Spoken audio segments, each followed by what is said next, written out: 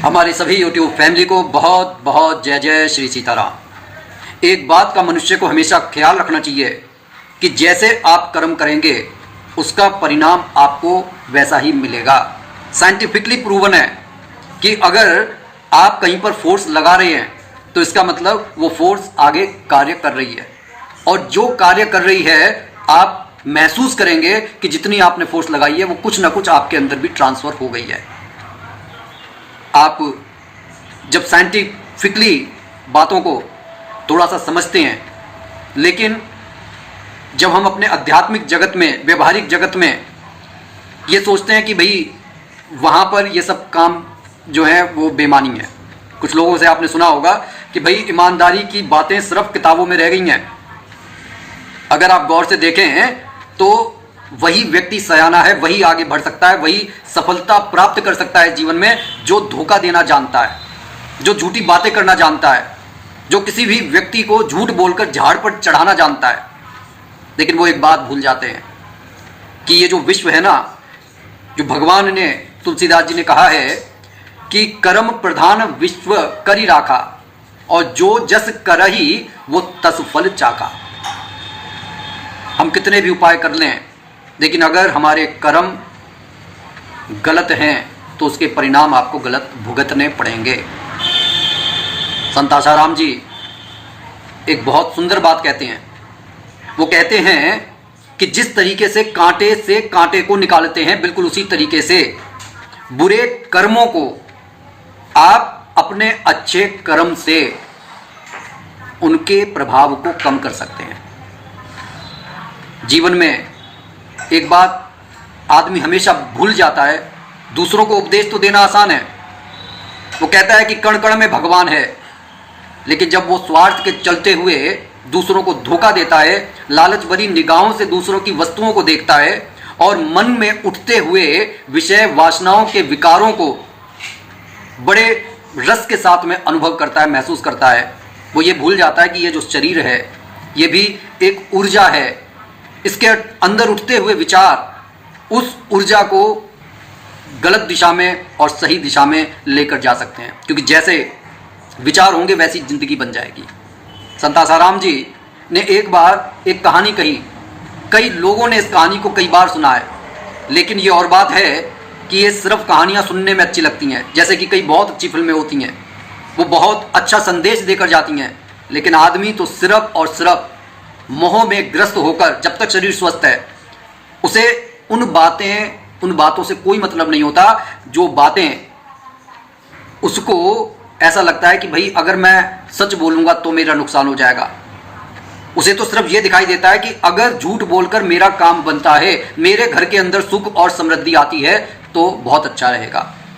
कहानी कुछ इस तरीके से है कि एक गृहस्थ व्यक्ति दाने दाने के लिए मोहताज हो गया, लेकिन कहते हैं ना कि समय पर ही नाते रिश्तेदारों और मित्रों का पता चलता है कि कौन अपना सगा है। सिर्फ खून के रिश्ते होने से कोई सगा नहीं हो जाता। ऐसे समय में, ऐसे दुर्भाग्यपूर्ण समय में, भगवान की लीला कहो क्या कहो, उसका एक मित्र आगे बढ़कर आया उसकी मदद करने के लिए। उसने एक व्यापार में पैसे लगाए, वह वहां पर रुई को इकट्ठा करके मुंबई में बेच दिया करते थे, और इससे धीरे धीरे से जब वो ये कार्य करने लगे तो धीरे धीरे से अच्छा मुनाफा होने लगा। उस गृहस्थ व्यक्ति के जीवन में सुधार होने लगा, लेकिन कारण कौन था? वही उसका मित्र, क्योंकि पूंजी उसी ने लगाई थी। एक बार मुंबई के एक व्यापारी ने उनको उनका लाभ लेने के लिए अपने पास बुलाया, क्योंकि लाभ ज़्यादा हो गया था, 1 लाख रुपया देना था। 60-70 साल पहले की बात है, जब सोना भी 60-70 रुपये किलो तोला मिला करता, 60-70 रुपये तोला मिला करता था। अब जब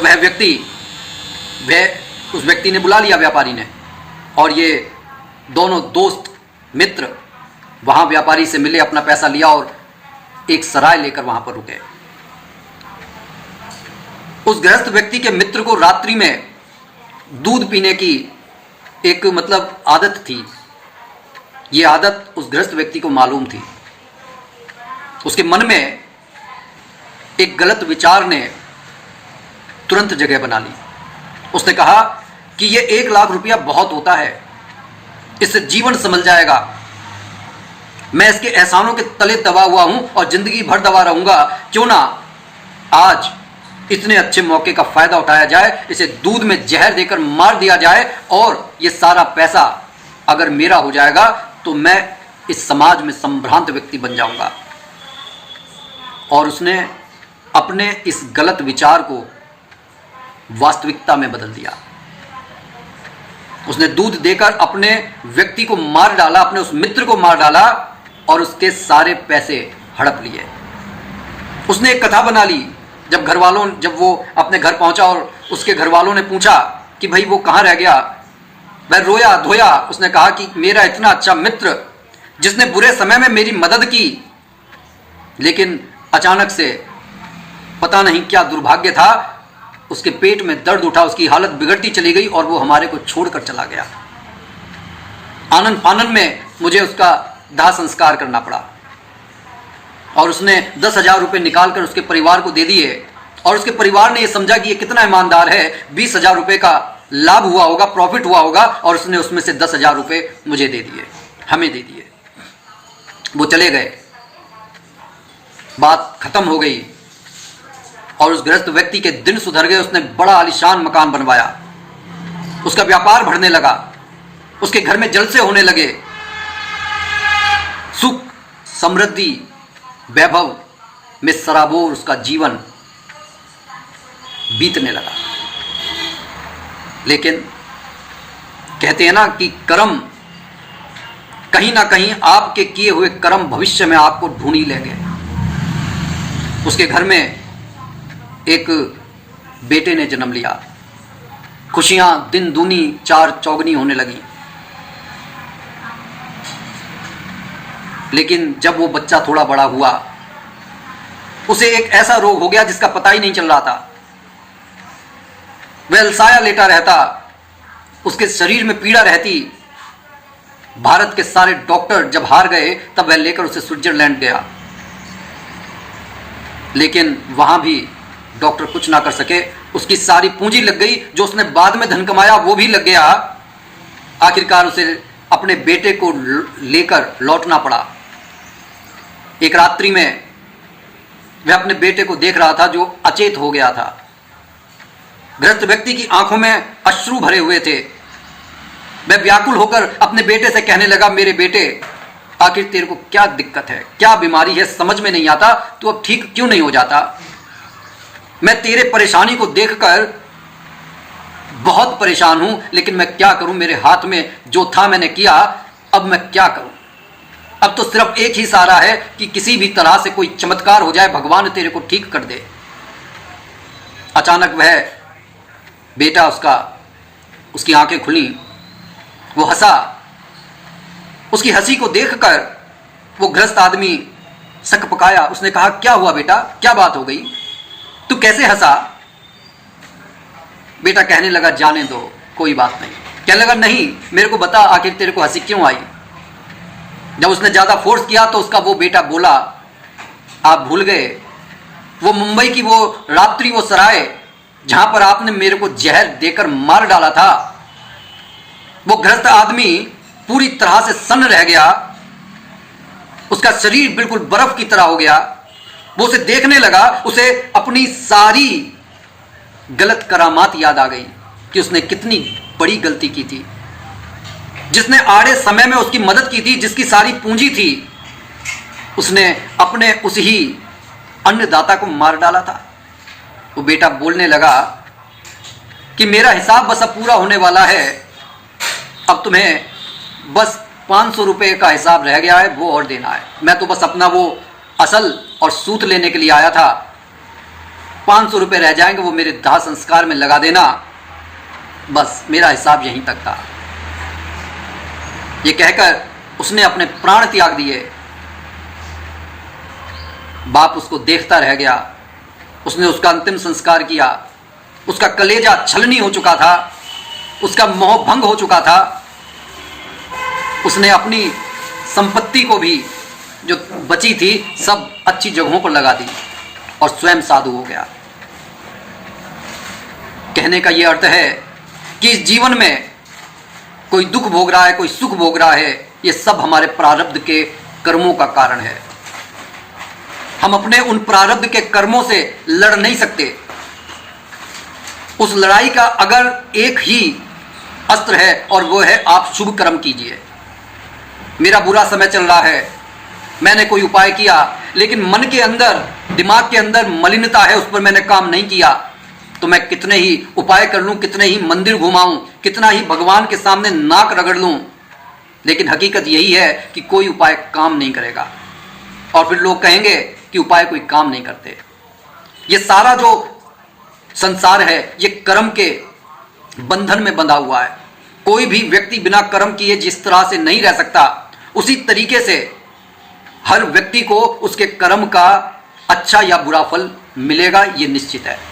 इसलिए जीवन में जो भी कोई नाते रिश्तेदार बने हुए हैं, किसी के साथ हमारा अच्छा स्नेह है, किसी के साथ नहीं है, कोई हमें प्रेम करता है, कोई हमें प्रेम नहीं करता, किसी ने हमारा 11 साल तक 12 साल तक हमारे साथ प्रेम संबंध रखा और उसके बाद में उसका कोई प्रेम नहीं है, वो हमारे से विरक्त हो गए, तो आप ये मानकर चलिए कि प्रारब्ध में कभी किसी के साथ आपने अच्छा करके बुरा कर दिया होगा, तो शायद अब वही जो अनुरक्ति थी, जो मोह था आपका अपने लोगों के साथ, अपने मित्रों के साथ, अब जब वह आपसे विरक्त हो गए तो वह आपको अशांत कर रहे हैं।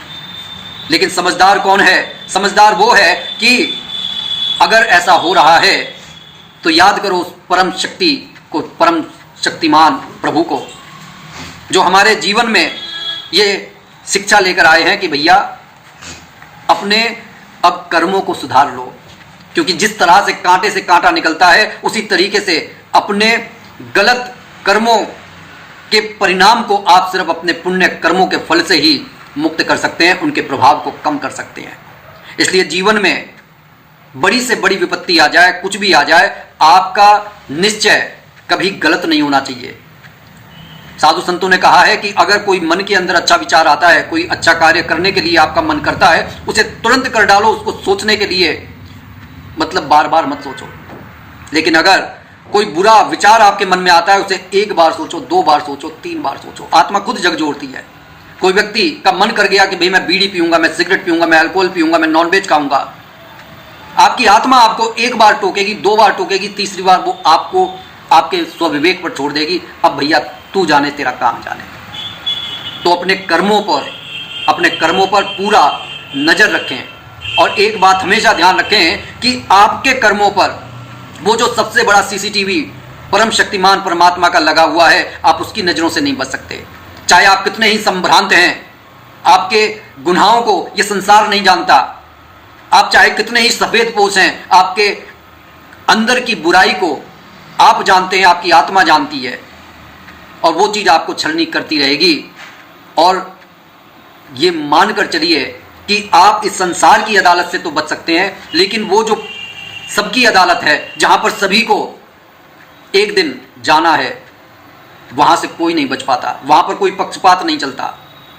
जो कुछ यहां पर हो रहा है, जो कुछ भी घटित हो रहा है, आप ये मानकर चलिए कि एक ना एक दिन उस परिणाम के, उस कर्म के परिणाम को भुगतना सभी को पड़ेगा। भुगतने के लिए पुनः इस संसार में आना पड़ेगा। कोई गरीब बनकर आएगा, कोई अपाहिज बनकर आएगा, ये सब विधि का विधान है, हर किसी को ये भुगतना पड़ता है। भगवान श्री कृष्ण को भी जब उन्होंने बाली को छिपकर मारा, तो उन्हें भी छिपकर उसी बाली ने व्याध के रूप में मारा। तो कहने का ये अर्थ है, जब भगवान इस विधि के विधान को मानते हैं तो फिर हम तो इंसान हैं। बस मैं यही कहूँगा कि अगर जीवन में कोई भी विपत्ति आ गई है, कोई भी समस्या आ गई है, तो अपने विचारों को शुद्ध कर लो, अपने कर्मों को ठीक कर लो, किसी का बुरा मत चाहो, किसी से ईर्ष्या मत रखो। कल तक कोई हमारे लिए अच्छा था, आज अगर वह हमारे से विरक्त हो गया है, उसने मुंह फेर लिया है, तब भी उसके बारे में बुरा मत सोचो, क्योंकि सब अपने ही हैं, ये सारा संसार अपना ही है। वसुधैव कुटुंबकम के इस श्लोक को अपने मन में ठहरा लो। लेकिन इसका यह भी अर्थ नहीं है कि आप अच्छे और बुरे इंसान में फर्क ना कर सकें।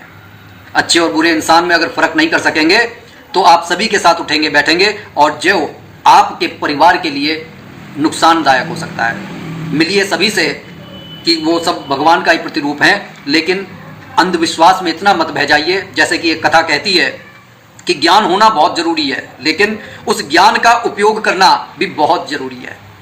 एक जंगल से नए नए पढ़े लिखे युवा जा रहे थे। उनमें एक व्यक्ति को जो है ज्ञान था कि किस तरीके से मरे हुए सिंह में, मतलब किसी भी जानवर में आप प्राण दे सकते हैं। अब वहाँ पर जब वो चारों लोग जा रहे हैं, उस जंगल में एक हड्डियाँ मिली। तो एक व्यक्ति जो ये जानता था कि किस तरीके से सारी हड्डियों पर मांस चढ़ाया जा सकता है, उसने मंत्र फूंका, मांस वगैरह चढ़ गया। पता चला कि ये तो सिंह है। उनके साथ के एक मित्र ने कहा कि भैया इसमें प्राण मत फूंको, अगर प्राण फूंके तो ये हमारे लिए नुकसानदायक हो सकता है। दूसरे मित्रों ने उसकी हंसी उड़ाई, कहने लगे कि तुम तो डरपोक हो, जब हम इसे प्राण देंगे तो ये हमें क्यों मारेगा, क्योंकि सबके अंदर तो भगवान है। वो कहने लगा भैया ये ज्ञान ये कहता है कि जो हिंसक पशु होता है वह अपनी हिंसक वृत्ति को नहीं छोड़ सकता। ठीक है, आप सभी के अंदर जान फूंक सकते हैं, लेकिन पहले मेरे को पेड़ पर चढ़ जाने दो, उसके बाद में जो मना है वो करना। वह डरपोक व्यक्ति जब ऊपर चढ़ गया तो उसके साथ के मित्रों ने उस सिंह में, उस मरे हुए सिंह में प्राण फूंक दिए, और जब वह जीवित हुआ तो उसने उन तीनों को खा लिया। कहने का यह अर्थ है कि अपने ज्ञान का जो है सही इस्तेमाल करिए, अदरवाइज वो हमारे लिए, हमारे परिवार के लिए नुकसानदायक हो सकता है। बात फिर से घूम फिर कर वहीं आ जाती है कि जैसे आप कर्म करेंगे वैसे परिणाम आपको भुगतने पड़ेंगे। इसीलिए किसी के साथ में कुछ भी बुरा मत कीजिए। इसी के साथ मैं अपनी वाणी को विराम दे रहा हूँ। ज़्यादा से ज़्यादा इस वीडियो को शेयर कीजिए ताकि और भी लोग जान सकें, क्योंकि ये बातें हर किसी को जाननी चाहिए ताकि हम किसी का बुरा ना करें और अपने प्रारब्ध के कर्मों को भुगतते हुए कम से कम हम आगे एक ऐसी फसल को तैयार करें कि वहाँ पर हमें ऐसी बुराइयों को, ऐसे बोझ को लादना ना पड़े। अगर भगवान की कृपा से मोक्ष मिल जाता है तो बहुत अच्छी बात है, नहीं तो कम से कम एक संयमित, एक सुंदर जीवन हमारे को मिले जहाँ पर दुख, कष्ट और कठिन परेशानियाँ ना हो। बोलिए जय जय श्री सीताराम।